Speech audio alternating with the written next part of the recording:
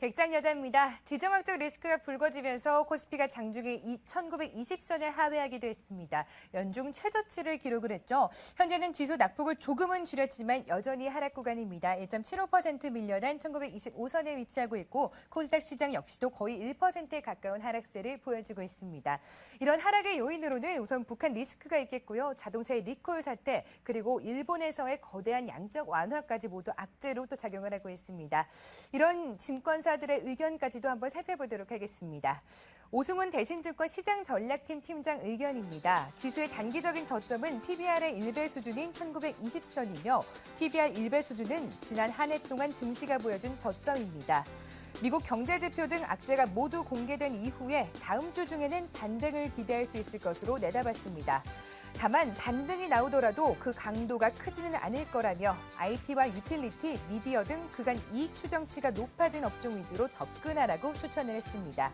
특히나 IT주의 경우에는 대형주보다는 중소형주가 수익률을 높이고 있다는 분석 나오고 있는데요. 자세하게 살펴보도록 하겠습니다. 손희창 현대증권 연구원의 의견입니다. 대형주의 1분기 실적 발표가 어느 정도 마무리되는 이달 말 이전까지는 상승 추세가 이어지고 있는 IT 부품주들을 우선 매수해야 된다고 조언을 했습니다. 이렇게 불안한 장세 속에서 증시 전문가들은 단기 유망주로 IT와 유틸리티, 미디어 업종을 선정을 하고 있는데요.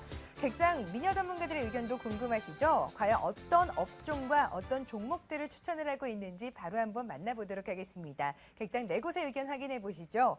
하나투자증권 동대문지점의 신보람 대리 의견입니다. IT 업종을 선정하면서 LG전자를 유망주로 선정을 했습니다.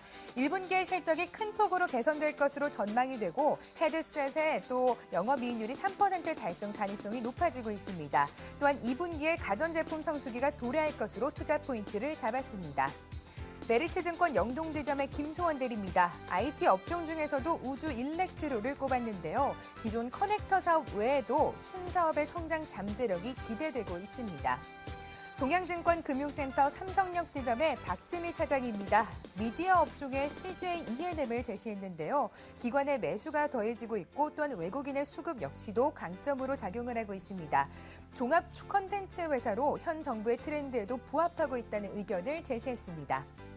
마지막으로 하나투자증권의 서초지점 송은혜 대리입니다. 미디어 업종 중에서도 CJ CGV에 관심을 갖고 있는데요.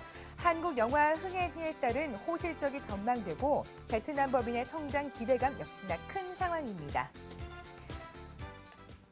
네, 또 다른 미녀 전문가의 의견을 좀 더 자세하게 들어보도록 하겠습니다. 전화 연결해 보도록 하죠. KTB투자증권의 김윤진 과장입니다. 안녕하세요.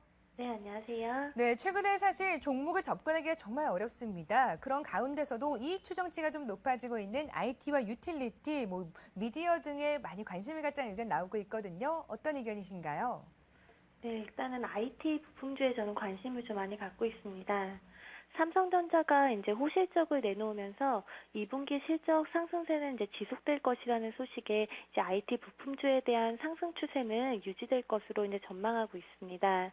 이는 삼성전자 2분기 갤럭시 S4 실적이 본격적으로 반영되면서 영업이익이 10조 원 달성이 예상된다는 분석에 대한 전망인데요.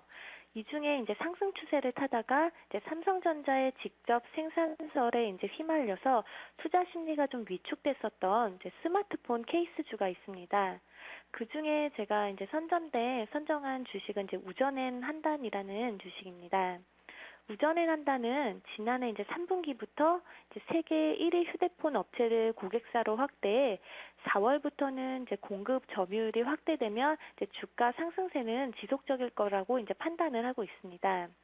우전엔 한단은 케이스 중에서도 이제 금형 기술과 이중사출, 또 RTN 기법 등 다양한 기술력과 특허를 보유하고 있어 삼성전자 외에도 이제 블랙베리, 소니, 교세라 등 다양한 고객군을 확보하고 있습니다.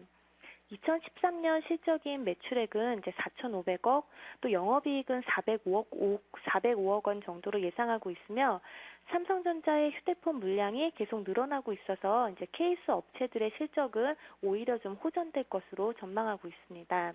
삼성전자 관련 이슈에서 다른 케이스 주와는 달리 우전에 난다는 이제 해외 비중이 높고 이번 주가 조정이 저는 좀 최고의 매수 기회라고 이제 판단을 하고 있습니다. 손절선은 60일 이동평균선인 한 7,800원 정도로 제시하겠습니다. 네, IT 부품주 중에서도 또 휴대폰 케이스 관련주 탑픽으로는 우전의 한닥을 선전해 주셨습니다. 이번에는 참 종목 고르기 힘든 장세인 거 압니다만 일주일 동안 어떤 종목에 접근해야 7% 수익률 가능할까요? 오늘 같은 시점에 주식을 좀 추천하는 게 참 어렵게 느껴지는데요. 제가 오늘 안정적인 매출이 좀 뒷받침되는 주식을 추천드리도록 하겠습니다. 오늘 이제 상승권을 유지하고 네. 있는 이제 오텍이라는 종목입니다. 오텍은 이제 오텍 캐리어, 또 오텍 캐리어 냉장, 또 AT 글로벌이 있으며 회사 목표 상황으로 올해부터 연결 매출이 한 7천억 가까이 예상을 하고 있습니다.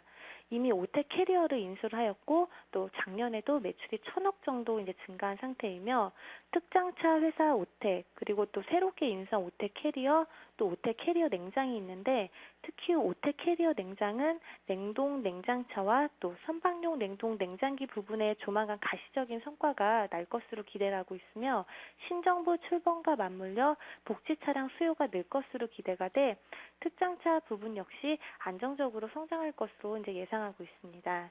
다만 회사 마진이 좀 다소 적은 구조이지만 최근 구조 조정 이후 올해부터는 밸류에이션 대비 매출액 성장이 좀 큰 상황은 다소 긍정적으로 이제 판단을 하고 있습니다. 향후 베트남, 동남아시아, 또 아프리카 등 수출 지역을 확대할 전망이며 또 정부가 장애인을 위한 편의시설 투자를 지속적으로 확대할 계획이기 때문에 실적 개선에는 좀 큰 효과가 나타날 것으로 전망하고 있습니다. 오늘 이제 기술적으로 보면 241선을 돌파하려는 모습을 이제 지속적으로 보여주고 있습니다. 지속적인 관심을 가지면 이제 좀 큰 수익을 가져올 것으로 판단되며 손절가는 이제 6,000원을 제시하겠습니다. 네, 오텍의 주가 차트를 좀 보니까요. 10,000원이 주가 수준이 넘었던 적이 있습니다. 근데 작년 하반기 쪽에 좀 큰 폭으로 하락을 한 이후에 다시 상승 흐름을 타나 이러고 있거든요. 이런 상승 흐름 이어질 거라고 보십니까? 네, 이렇게. 알겠습니다. 이번 주 주가 수익률 7% 목표를 잡도록 하겠습니다. 손절선은 6,000원으로 설정을 하겠습니다. 오늘 오텍을 주간 공략주로 설정해 주셨습니다. 객장 여자는요. KTB 투자증권 김윤진 과장과 함께했습니다. 말씀 감사합니다. 네, 감사합니다.